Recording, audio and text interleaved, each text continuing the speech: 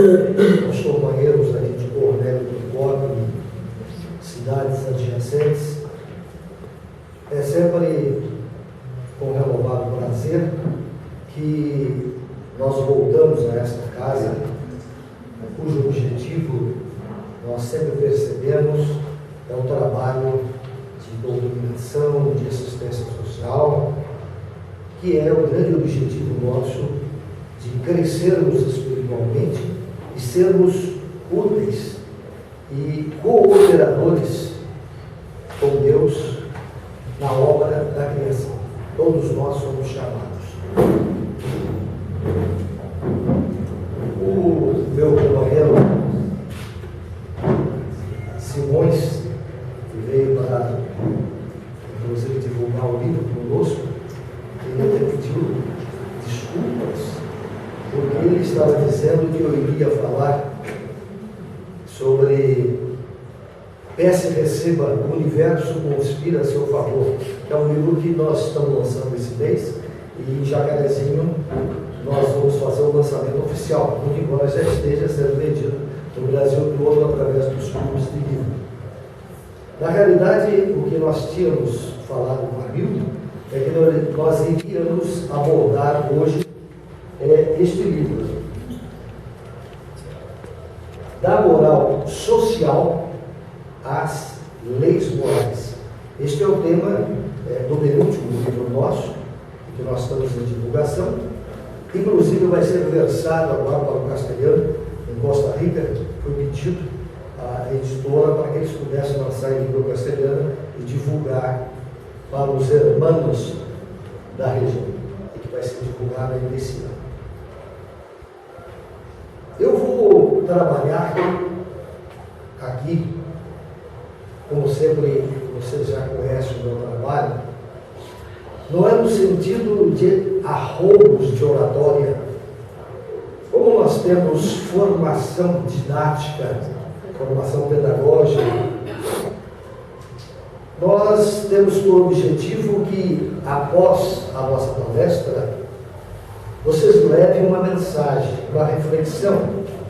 Então, não estamos preocupados em falar bonito, nós estamos preocupados em, vamos dizer assim, como o psicólogo Jean Piaget traz nos seus ensinamentos, de desequilibrar um pouco as pessoas, porque muitas vezes o que nós vamos falar pode desequilibrar o que aprendemos até agora.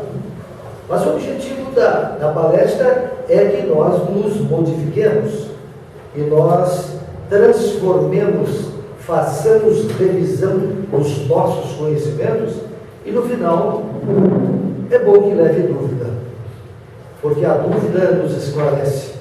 Quando chegarmos em casa, vamos passar um livro, vamos ler e vamos refletir, porque aprender é um processo de enfrentar erros, enfrentar dificuldades. Quando nós repetimos aquilo que nós fazemos, que já aprendemos, isso daí forma uma rede neural, fica gravado em nós e transforma-se em hábito. Então, tudo aquilo que eu faço sem dificuldade, eu não estou transformando, eu estou apenas ratificando o que eu já sei. São as dificuldades, são os problemas que fazem com que nós removamos as nossas estruturas psíquicas, enfrentemos e aprendamos, porque na didática de vida é preciso que haja erro. É através do erro que nós revisamos. Então, por que o tema da moral social às leis morais?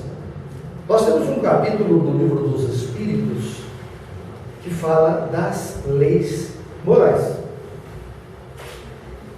E alguns autores já escreveram sobre leis morais. Nós vamos encontrar Divaldo, Richard Simonetti e outros escritores. Mas nós resolvemos enfrentar uma nova visão desta história das leis morais. Kardec,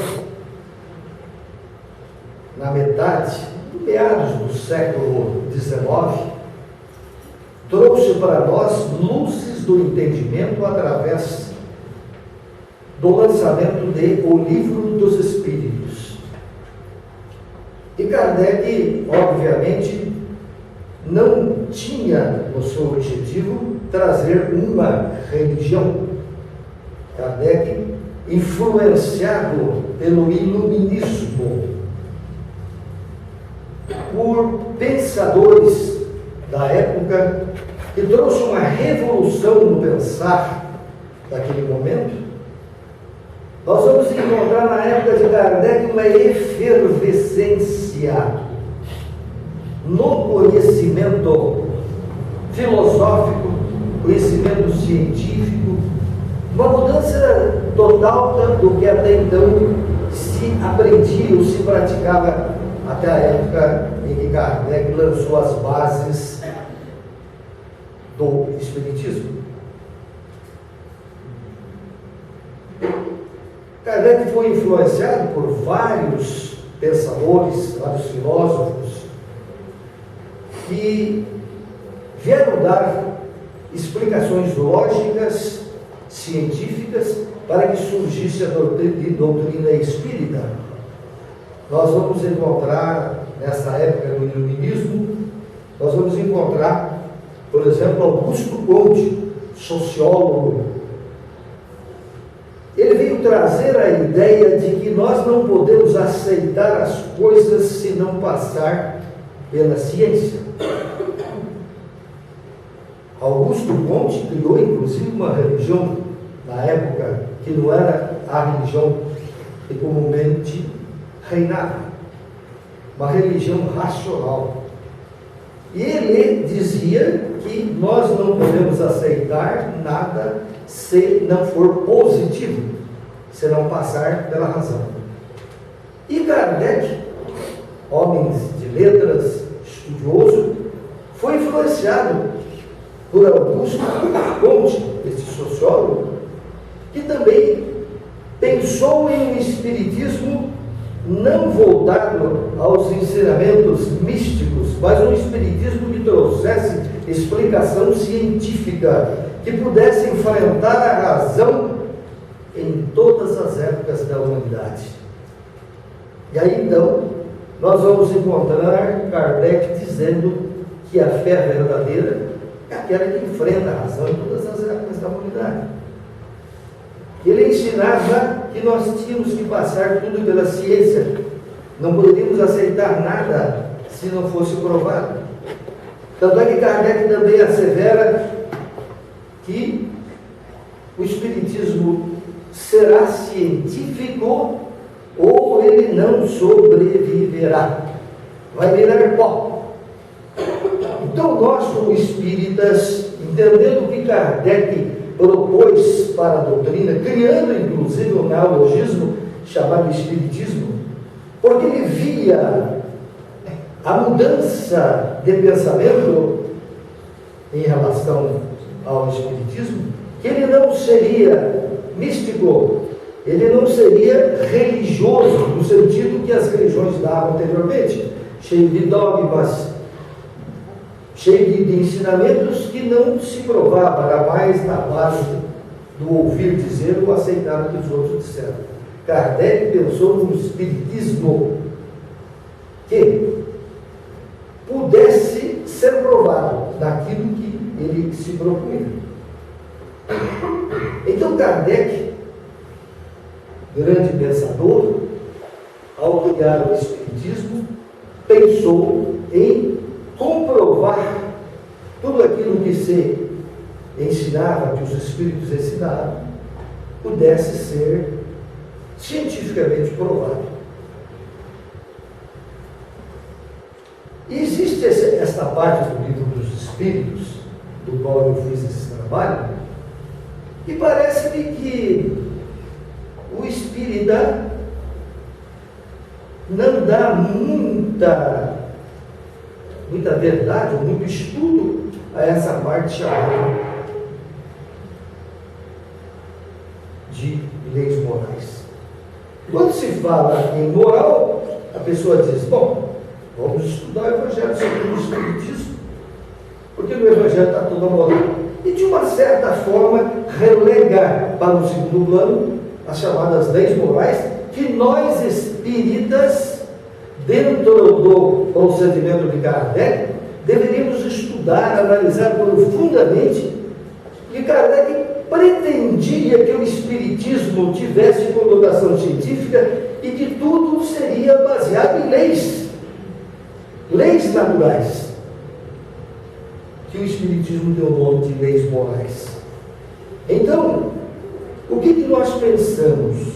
Vamos estudar estas leis chamadas de leis morais, que diferem daquelas que nós chamamos de moral social. A moral social ela é mutável.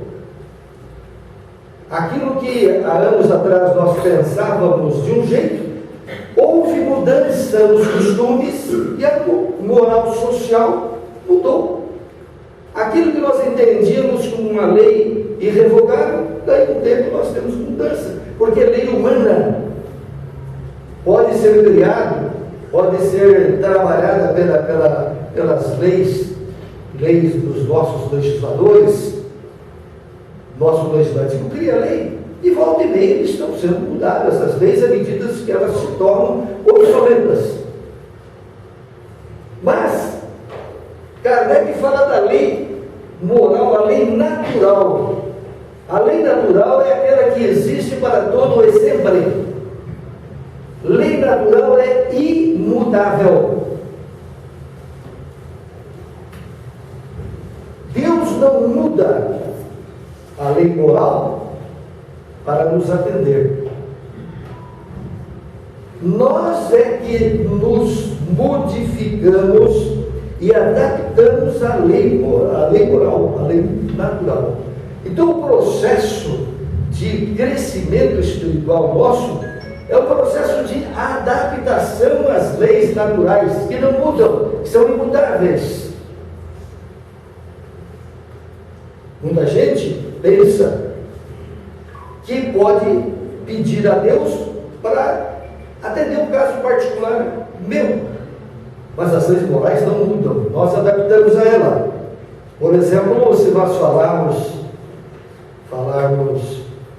de certas leis humanas, leis do dia a dia, nós vamos entender que elas atingem até uma certa época a sua validade e posteriormente elas precisam ser mudadas, porque são leis não fixas, são leis que valem até um determinado tempo. Então o que nós queremos fazer hoje? Nós queremos estudar as leis que Kardec coloca como ponto nevrálgico para que nós possamos seguir a doutrina espírita, não de forma mística, mas de forma experimental, de forma que nós possamos provar. Então nós colocamos aqui alguns textos para que a gente vá fazendo uma reflexão. É claro que vocês poderiam dizer, mas precisa esses textos? Então eu tenho como orientação didática, que eu tenho formação pedagógica, que é muito melhor eu apresentar textos, nós analisarmos, irmos refletindo, do que simplesmente eu falar, que eu vou cansar todo mundo. Então eu procuro, em vários lugares do Brasil, onde eu faço palestra, eu uso sempre um material didático, material pedagógico para a gente entender. Então vamos começar a nossa caminhada. Lei da conservação é o outro que nós vamos ver agora. Aqui são os desenhos, mas vamos já direto à conservação. Lei da conservação. O que diz a lei da conservação? Lei natural. O instinto de conservação é mecanismo da lei natural, que faz com que todos os seres vivos, pouco importando o grau de inteligência, realizem atos espontâneos e involuntários. Nós trazemos dentro de nós, instintivamente, preservar a vida. É mecanismo da lei natural. Ninguém quer morrer. Ninguém quer morrer. Nós procuramos conservar a nossa vida para viver o máximo de tempo possível. Realizar atos espontâneos e involuntários em vista da preservação da espécie. O animalzinho, mesmo inconsciente, procura preservar a sua cria. São atos sem reflexão e premeditação, demonstrando o mecanismo de defesa, tendo por objetivo o equilíbrio. Então, todos nós procuramos viver. Nós não queremos morrer. Nós queremos conservar. É um mecanismo natural. É um mecanismo natural. O instinto de conservação da espécie, todos nós queremos conservar o nosso organismo, funciona automaticamente, com descargas de substâncias químicas na corrente sanguínea, potencializando a energia para se safar do perigo. Superada a ameaça, o organismo volta à sua normalidade. Quem já não assistiu, por exemplo, pela televisão, a fuga de um animal, de uma corça, por exemplo, e o lobo ou o tigre e correndo atrás para querer apanhar o animal na cadeia do seu rosto. O animal corre desesperado para cá, para colar e procura se salvar porque ele não vai morrer. É lei da natureza, ele tem que se defender para não morrer. Porque é lei natural. Você nunca ouviu falar, a pessoa está doente e fala, vou morrer mesmo, só se tiver algum problema mental. Outros estão em idade avançada, mas quer viver o máximo. Lei natural. Conta-se que um pastor protestante, religioso evangélico, estava pregando para a sua igreja e esse pastor preparou todos os crentes, os seguidores, preparou para que todos entendessem e caminhassem em busca do céu. Céu entre aspas, porque céu não existe.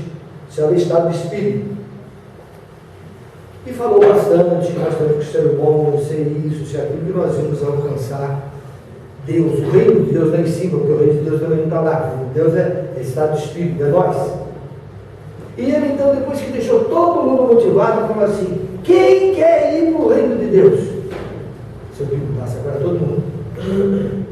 Eu quero, eu quero ir para o céu, né, entre aspas. Ele falou, mas é agora que tem que ir.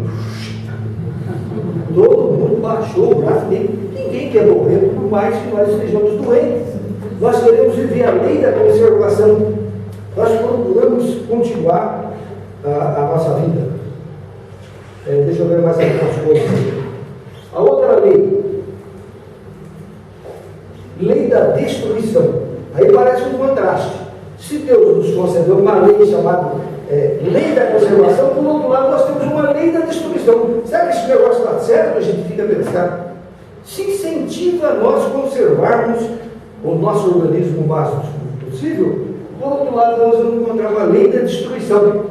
Para se alimentarem, os seres vivos destroem-se entre si com dupla finalidade.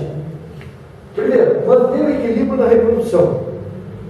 Certos animais vão morrendo, nascendo outro e eliminando certos animais para manter o equilíbrio da natureza, que poderia tornar-se excessiva. Quando nós destruímos a natureza, começa a haver o desequilíbrio. E para haver a melhor utilização dos restos do corpo, mas somente o corpo é destruído, porque é apenas o acessório, ele não parte do essencial.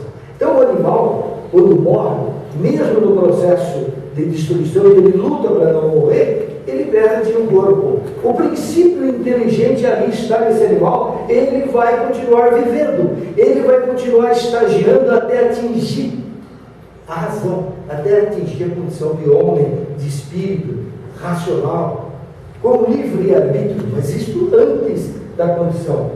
O domínio do vegetal vale do império mineral para sustentar e evoluir. O vegetal precisa do mineral para ele alimentar-se. Os animais aproveitam os vegetais na obra de aprimoramento. cadeia ecológica. Os homens se socorrem uns aos outros para crescerem mentalmente e prosseguir adiante. Acribam seus reinos da vida conhecidos na terra entre si. Torturam-se, entredevoram-se através de rudes experiências, a fim de que os valores espirituais desenvolvam e resplandeçam, refletindo a divina luz, diz o Chico Xavier, o Emmanuel, o Yara Jordan Luiz, no livro Libertação. Quer dizer, a cadeia, uns usam o mineral, o animal usa o vegetal, e chega o homem que usa todos os outros seres no processo de evolução. Lei da sociedade. Lei da sociedade nos diz o seguinte, de que nós somos seres sociais. Ninguém pode viver só. Nós não podemos afastar da sociedade, porque aí nós não evoluímos. Uns precisam dos outros para aprender. Sozinho não se aprende. Então quem afasta da sociedade, achando que o mundo é impuro e vive sozinho, ele está contrariando a lei da natureza. A lei da natureza quer que nós vivamos em sociedade. Pela lei da sociedade, nós crescemos. Enfrentando os seres sociais, nós vamos aprendendo dia a dia e crescendo espiritualmente. Vida de isolamento não existe. Muita gente abandona tudo e vai para o meio do mar, foge da vida para se evoluir. Não vai evoluir. É uma lei natural nós vivemos em sociedade, aprendermos, trocarmos experiência, desenvolvermos os nossos potenciais.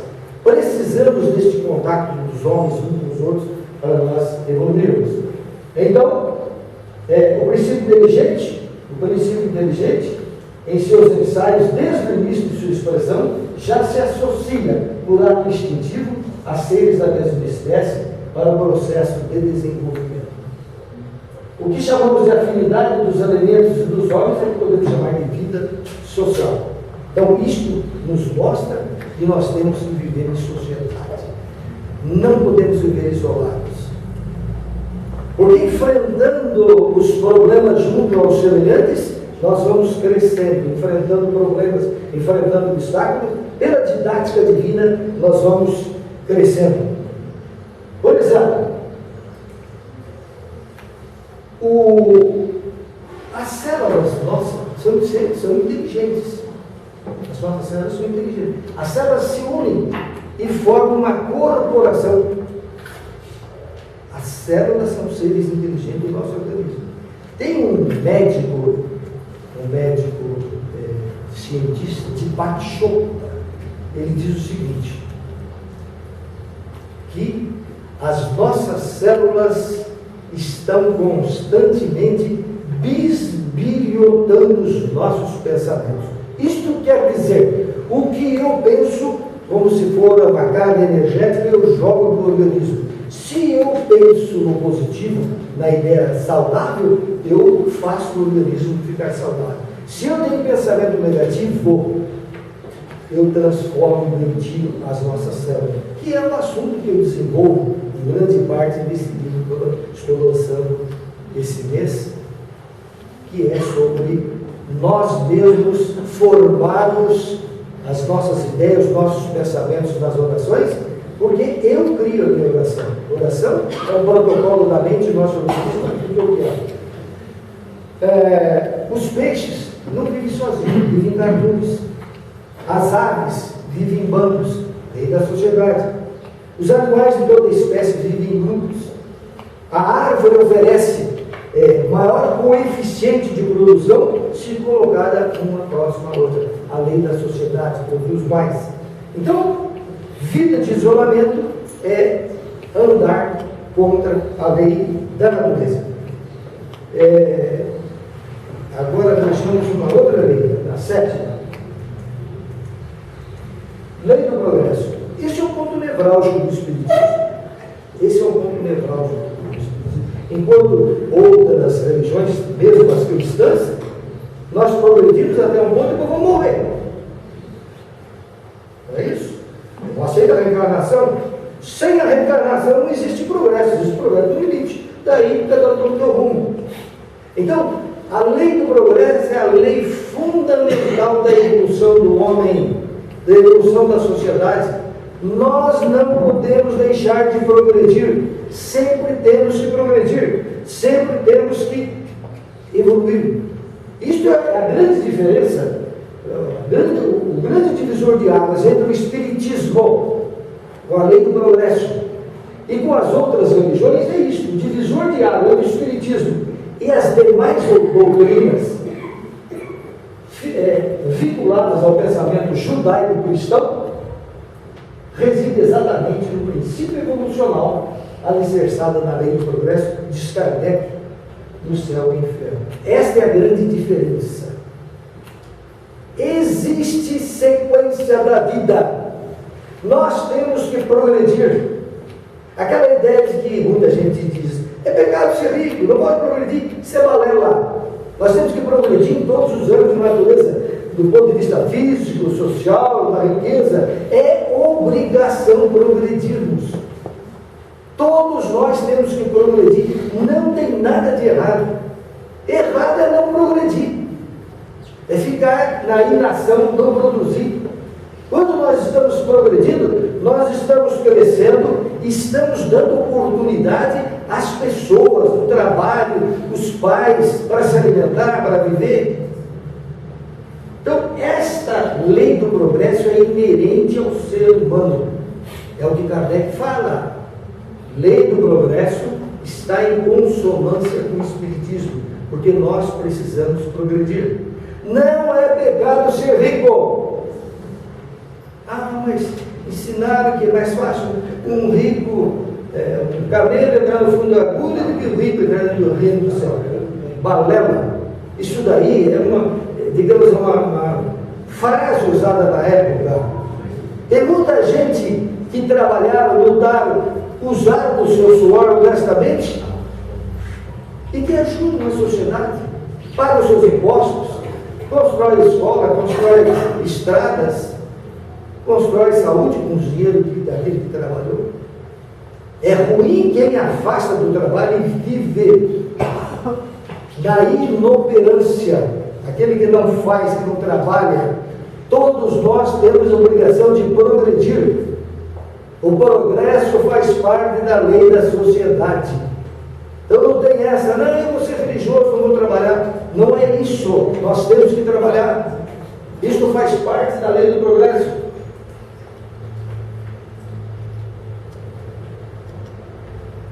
Lei da igualdade. Essa lei da igualdade, nós estamos acostumados a dizer de que todos nós somos iguais. Até na Constituição brasileira fala que nós todos somos iguais perante a lei. Isto quer dizer, todos nós, como nascemos simples e sem conhecimento, simples, eu não gosto muito dessa expressão de ignorância, mas simples e sem conhecimento, todos nós, como se fosse uma corrida, vai dar um tiro, todos nós partimos do mesmo ponto. Não existe privilégio na lei de Deus. Dá um tiro e nós vamos caminhar. Lei da igualdade. Somos iguais perante a lei. Todos somos. Claro que um avantajou, cresceu mais, progrediu, mas todos nós haveremos de chegar num ponto de felicidade cada vez maior, no sentido de igualdade. Somos iguais. Quem trabalha mais produz mais, quem trabalha menos produz menos, mas temos a responsabilidade de laborar. A outra lei, nós estamos quase na última já, lei da liberdade. Peço para vocês refletir comigo. Nós aprendemos, para vocês refletirem, depois batem lá em casa. Nós aprendemos que nós temos o livre-arbítrio. Confere isso no Espiritismo? Todos nós temos o livre-arbítrio. O que é livre-arbítrio? Fazer o que nós quisermos. Mas se eu fizer coisa errada, pode fazer. E se eu fizer o bem? Melhor ainda. A lei da liberdade, que é a lei do livre-arbítrio, permite a cada um de nós crescer, evoluir gradativamente gradativamente de acordo com a nossa evolução espiritual. Um evolui mais, outro evolui menos, porque nós somos seres reencarnantes num progresso infinito. Não existe término do progresso. Não existe término do progresso. O progresso é infinito. Nós vamos crescer infinitamente. Uns crescem mais demorado, outros menos, mas não existe a interferência de Deus dizendo, não faça isso ou faça aquilo. Porque a nós foi concedida uma jurisdição própria, que é a jurisdição da liberdade. E se eu sou livre, eu posso fazer o que eu quiser. O que nós temos de Deus é a potência divina. Deus está em mim. A potência divina é para que eu consiga sintonizar com a lei de Deus. E sintonizar com a lei de Deus, cada um tem o seu tempo. Nós não somos obrigados todos a atingir a lei de Deus, o desenvolvimento da lei de Deus ao mesmo tempo. Somos seres reencarnantes. Então, entendamos que esta lei natural, lei universal, que é Deus em nós, o Cristo, a lei divina em nós, ela está sempre disponível. Nós é que temos que adaptar-se à lei da natureza. Nós que temos que adaptar à lei natural. A lei de Deus não muda. A lei da natureza não muda. Ela continua eterna e imodificável, imutável. A lei continua a mesma. E como é que eu adapto a lei da natureza? Eu tenho que alinhar-me à lei da natureza. Eu tenho que entrar em vibração com a lei da natureza e colher a perfeição divina dentro de mim. Assim como um aparelho de rádio. Quando eu sintonizo o rádio, digamos em 1400 kHz, o rádio vai captar a sintonia em 1400. Se eu sintonizo 80, sintonizar em 80. Se eu ligo a minha televisão, eu pego um canal, sintonizo aquele canal de televisão. Se é um rádio de polícia, ele trabalha numa frequência, numa onda. Então todos nós estamos vivendo numa energia, de acordo com o pensamento, de acordo com a minha vibração e sintonia, eu sintonizo com Deus e colho Deus na minha intimidade. É como se eu abrisse as comportas de Deus dentro de mim e ele fluísse na minha intimidade, trazendo felicidade. Ninguém vai ser feliz de uma hora para outra. A felicidade é uma conquista todos os dias, em todos os momentos, errando, acertando, pela chamada lei de causa e efeito. Eu erro, volto, bato a cabeça, quebro a cara, consigo aprender. E aquilo estrutura minha rede neural, eu aprendo, transformo em hábito aquilo que eu aprendi. Então, nós, para encontrar Deus, não é lá em cima. Mas é chato. Mas o próprio ensinamento gnóstico, que está lá em Mateus, diz: se quiseres falar com Deus, está lá na Bíblia, entra nos seus aposentos. Está lá. Se quiseres falar com Deus, quer dizer, se queres alinhar-se com Deus, se queres falar com Deus, entra nos seus aposentos, que não é aposento físico, é aposento da alma, em silêncio, fale com Ele. Está dizendo que nós todos temos a liberdade e a faculdade da lei natural sintonizarmos com a lei divina. E essa lei divina está sempre disponível. Nós é que temos que adaptar a ela para ser felizes. Por isso, a ideia de que a felicidade não é deste mundo, para nós espíritas, não tem sentido. Tem uma existência só das igrejas. Felicidade é desse mundo. Você vai ser feliz na outra vida, quando morrer. Para nós, não. Felicidade é uma conquista eterna. Constantemente nós vamos encontrando a felicidade como se fosse aquela espiral evolutiva. Vamos evoluindo e vamos sendo mais felizes. À medida que eliminamos nossos erros, nós vamos alcançando a felicidade. Porque a felicidade é uma conquista pessoal. Ninguém vai nos dar.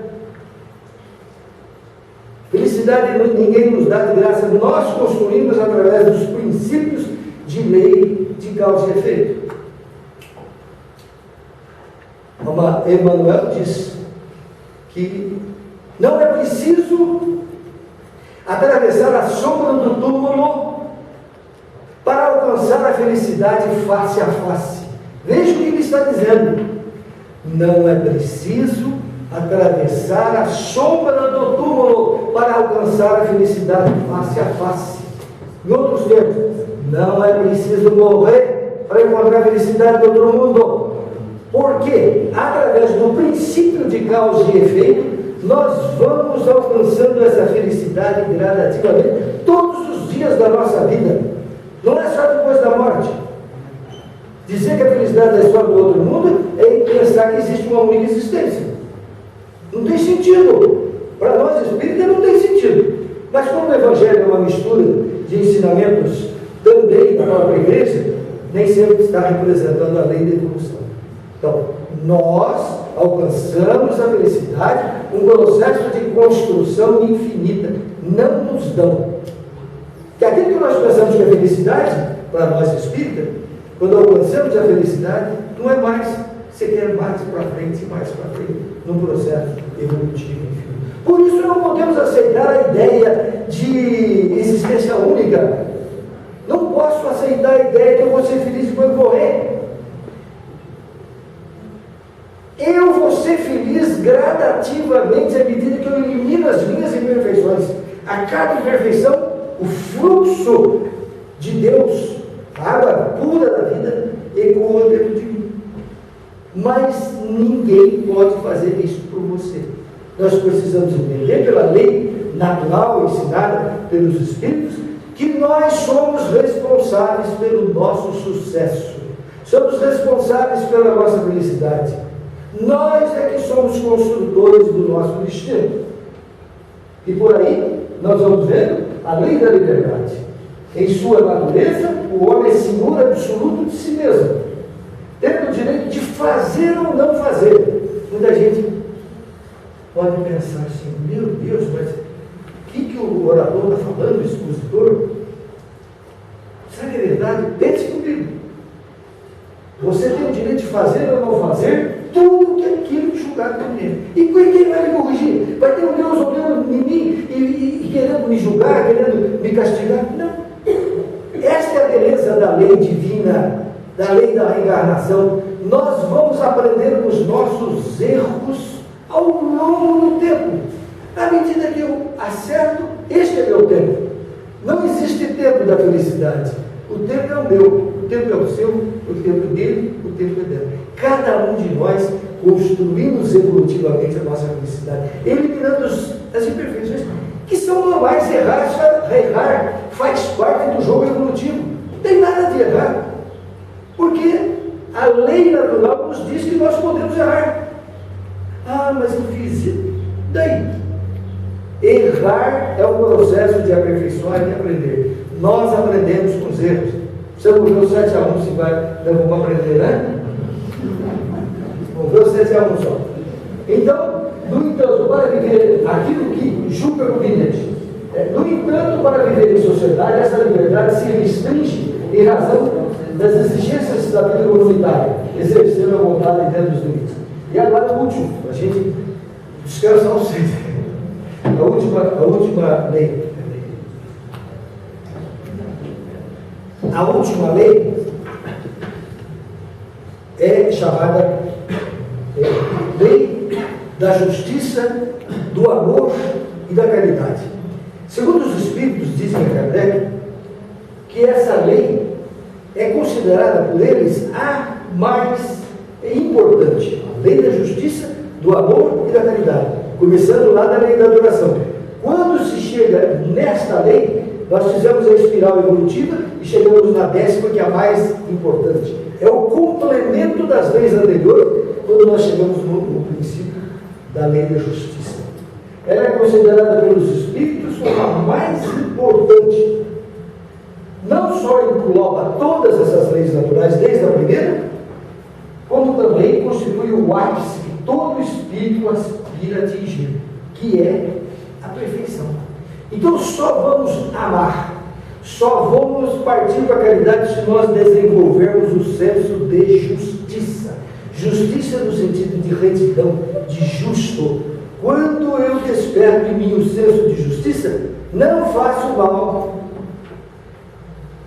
Deixo de lado as críticas que nós guardamos na nossa alma. Tiramos a mágoa, a falta de perdão. Quando nós desenvolvemos essa justiça, eu parto para o amor. Quem não desenvolve justiça não tem amor. Então a justiça parte para o amor, e com o amor eu faço caridade. Só existe amor se nós desenvolvermos o espírito de justiça, dar a cada um que é seu, fazer o bem a todas as pessoas, independente de cor, de credo, de religião. Então você faz justiça quando um cidadão de outra religião bate na sua casa e quer falar com você, quer pregar a Bíblia, você fala, não, eu sou espírita. Você está com falta de caridade, você está tendo espírito de justiça. Nós temos que amar o nosso semelhante, independente de cor, de religião. Cada um está na sua fase de entendimento. E nós temos que crescer para encontrar a paz.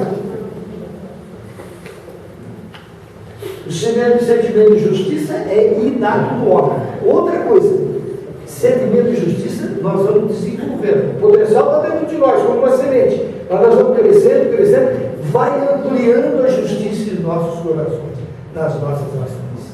Não mais queremos fazer o mal. Queremos amar o nosso semelhante indistintamente. Porque o sentimento de justiça é inato no homem, todos nós possuímos.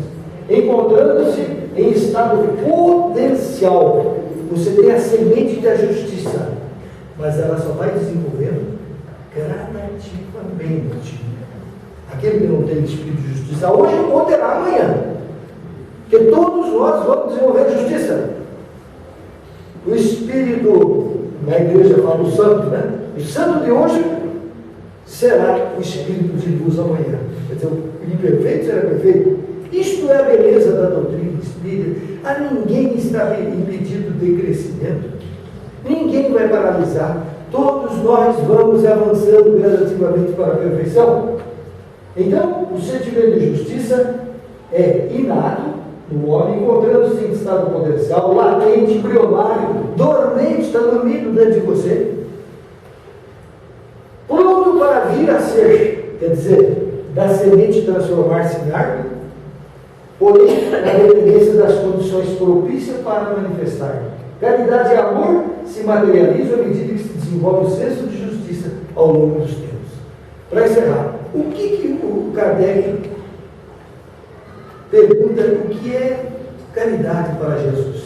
É uma pergunta muito importante. O que é caridade para Jesus? E aí, nós vamos lembrar do BIP. Muita gente já deve ter falado para vocês do BIP.